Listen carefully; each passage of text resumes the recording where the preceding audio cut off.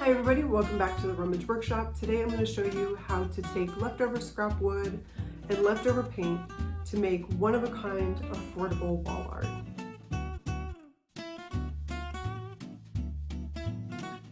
I'll walk you through everything from how to design your piece to how to install your hanging kit. This is a great way to get comfortable doing designs like this on furniture projects or to create upcycled custom pieces for your own home.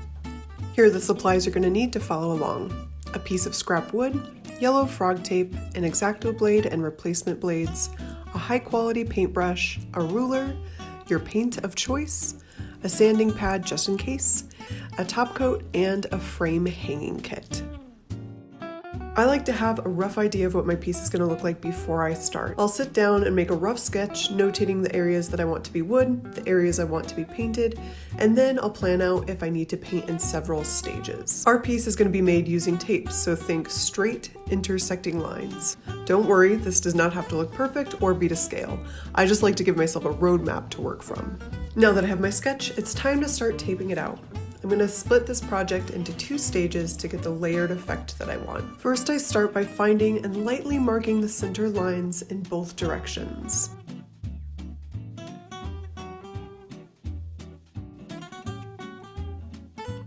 Next, I start taping my lines out on each side. I measure out 12 inches from the center on each side, then start placing my tape. Basing this measurement and all of my measurements on just what looks good. I want the bottom of my tape to hit the center line and the 12-inch marks that we just made. Next, take your ruler and X-Acto knife with a brand new blade and cut away the excess along the center line. Once that's done, we replicate what we just did on the other side as well.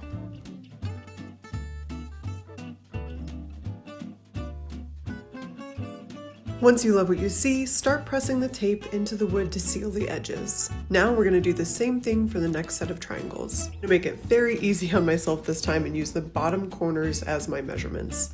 Same as last time, lay your tape, cut away the excess, then seal the edges.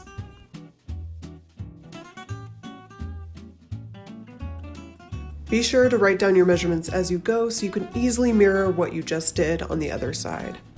I then tape off the last small triangles by measuring up 6 inches and out 4 inches from the center on each side.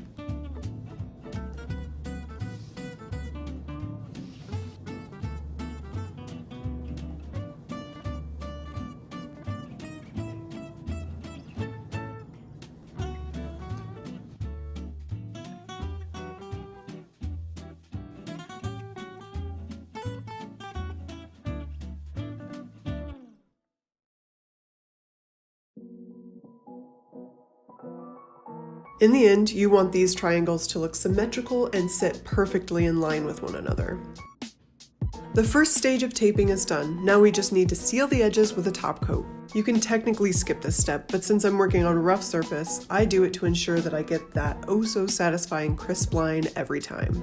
Once that top coat is dry, we can paint all the negative space with the paint of your choosing. When the first coat of paint is dry to the touch, I then add in a second coat of paint to get the coverage that I want and then let that cure overnight.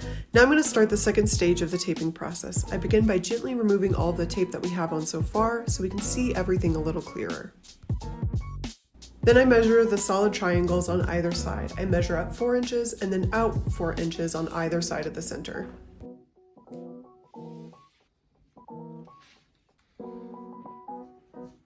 I just trim up the excess, no need to be precise here as I'm just filling in the center of the triangle with paint.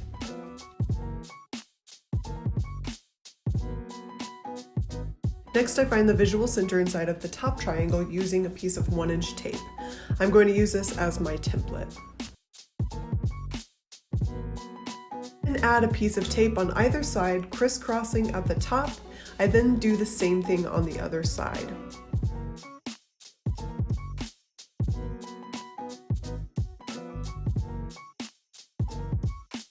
I then remove my template and then cut away the pieces of tape that are blocking the center channel. This is where our paint's gonna go. After replicating the same thing on the other side, I take a moment to make sure that all of my points line up. I then press the tape in and use the base paint, black in this case, to seal the edges. Once that dries, I add 2 coats of my second color. I'm loving how this looks as is, so I'm abandoning the rest of my design and stopping right here. I gave this 2 hours to dry, then gently pulled back my tape. This is a good time to look everything over to see if you need to touch anything up or if you want to add any more elements. There were a few places where there was some bleed through. This was my first time working on plywood. If I were to ever use it again, I would seal the whole thing with a clear top coat first. There were some spots where the tape had a hard time gripping. That's another reason why I love doing this on scrap wood. It's a low-risk way to test techniques on different materials. If you have a steady hand, you can just use a small paintbrush to touch up these spots, or you can just retape these sections.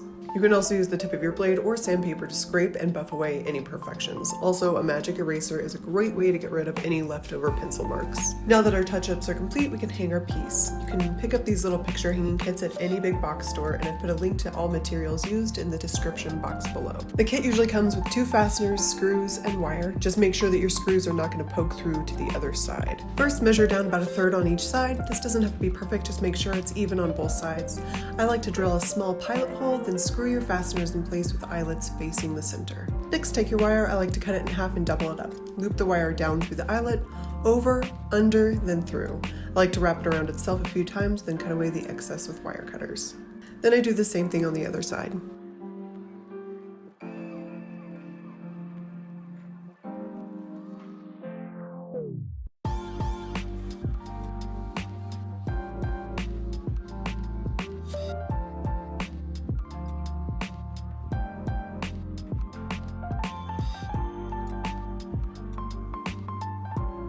Now all that's left to do is hang it up. And here's the final result. Thank you guys so much for following along with me today. Even if this design isn't your particular cup of tea, I hope it inspires you to get messy and start creating. I'll see you guys back here next week for another transformation from the Rummage Workshop.